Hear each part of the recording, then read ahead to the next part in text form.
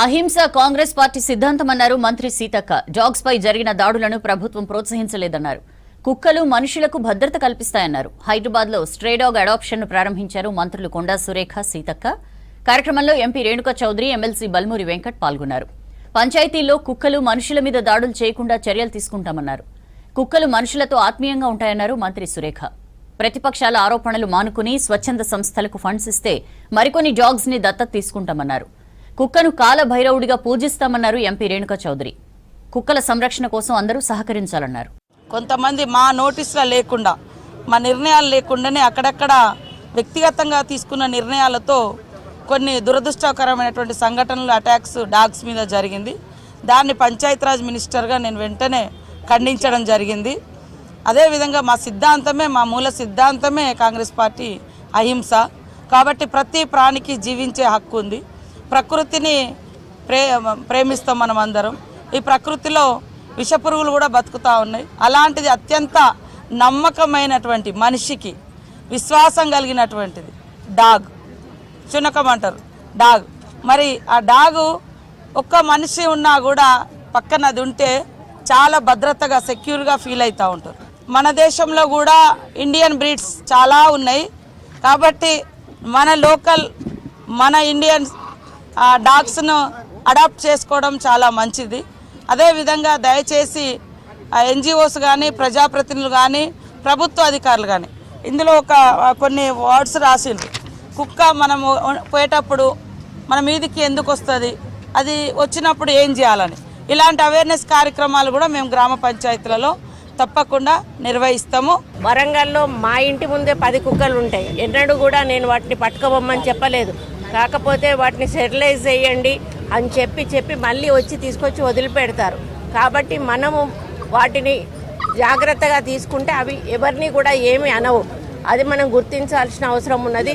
మామూలుగా చిన్నపిల్లలు ఏం చేస్తారంటే ఒక రాయేస్తారు కుక్కలను చూస్తే, వాళ్ళకి తెలియదు, అది పొడవడం ఏదో ఒకటి చేస్తారు. దానివల్ల అవి కొంచెం రియాక్ట్ అవ్వడము, వాళ్ళ మీద పడడము కూడా జరుగుతూ ఉంటుంది. కాబట్టి వాటి ప్రాణం వాటిది. వాటి ప్రాణాన్ని మనం మంచిగా రక్షించాలి, ఆరోగ్యంగా ఉంచాలి, వాటిని మంచిగా మనలాగా చూసుకోవాలి. నిజంగా చెప్పాలంటే మనకు తోడు ఎవ్వరు అవసరం లేదు. ఒక కుక్క మనతో ఉంటే ఒక మనిషి ఉన్నంత సమానం. అది మనం ఎక్కడ కూర్చుంటే అక్కడ కూర్చుంటుంది, మనం ఎక్కడికి వెళ్తే అక్కడికి వస్తుంది, మనతో పాటే ఉంటుంది. కొన్ని సందర్భాల్లో మనం విన్నవి కూడా ఉన్నాయి. ఎవరైతే యజమానులు చనిపోతే యజమానుల ఫోటో దగ్గరే కూర్చొని తిండి తినకుండా చనిపోయినటువంటి కుక్కలు కూడా చాలా ఉన్నాయి. అంటే వాటి విశ్వాసం అనేది ఎట్లా ఉంటుందో ఆలోచించండి. మనుషులను నమ్మే పరిస్థితి ఈ రోజుల్లో లేదు. దానికి బదులు మనం ఇటువంటి పెట్స్ను నమ్ముకుంటే అవి మనకు హెల్ప్ఫుల్గా ఉంటాయి, మన రెస్క్యూ చేస్తాయి, మనకు అండగా ఉంటుంది, మనకు ఆత్మీయంగా ఉంటాయి. కాబట్టి ప్రతి ఒక్కరూ కూడా ఇటువంటి రోడ్డు మీద పోయేటప్పుడు మీకు నచ్చిన కుక్కను తీసుకోండి, ఇంటికి వెళ్ళండి, వ్యాక్సినేట్ చేయించండి, మంచిగా పెంచండి. మరి మీకు కూడా తోడుగా నీడగా ఉంటుంది, రెస్క్యూ చేస్తుంది మిమ్మల్ని. పోషించలేక, పెంచలేక అవి క్రాస్ అయ్యి మనకి ఇండీ డాగ్స్గా కనిపిస్తాయి. ఇండీ డాగ్స్కి రోగాలు రావటం చాలా తక్కువ. వాటి immunity is better than any hybrid dog. నా దగ్గర రెండు రకాల కుక్కలు ఉన్నాయి. బాతులు కూడా ఉన్నాయి, చేపలు కూడా ఉన్నాయి. కుక్కలు ఉండటం వల్ల మీకు ప్రకృతి బ్యాలెన్స్ ఉంటుంది. నిన్న మొన్న పార్లమెంట్ బయట కూడా కోతులు వచ్చి డ్రైవర్ని కరిసిపోయాయి. కోతులకు కూడా రేబీస్ అనేది ఉంటుంది. ఈ విధంగా సమాజంలో ఎన్నో కులాలు, మతాల్లో కుక్క అనేది ప్రాతినిధ్యం ఇచ్చిన సమాజం ఇది. తెలియక కొన్ని భయపడి, తెలిసి తెలియక కొంతమంది వీటిని చంపటం మహాపాపం చేసుకుంటున్నారనేది నేను వాళ్ళకి మీ ద్వారా తెలవపరుస్తున్నాను. కుక్కల్ని, పడుకున్న కుక్కని వెళ్తూ రాళ్ళేసే ప్రజలు కూడా ఉన్నారు. అయ్యా, మనం మనుషులమేనా చెప్పండి?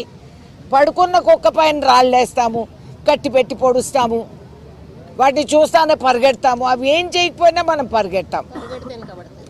కాబట్టి దాని ఇన్స్టింక్ట్ చేసి పట్టుకోవటం.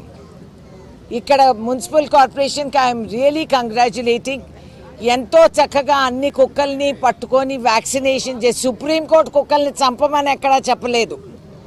ప్లీజ్, చాలామంది తెలియక సుప్రీంకోర్టు ఆర్డర్ అంటారు. That's not true. కుక్కల్ని ఎక్కడా చంపమని సుప్రీంకోర్టు చెప్పలేదు.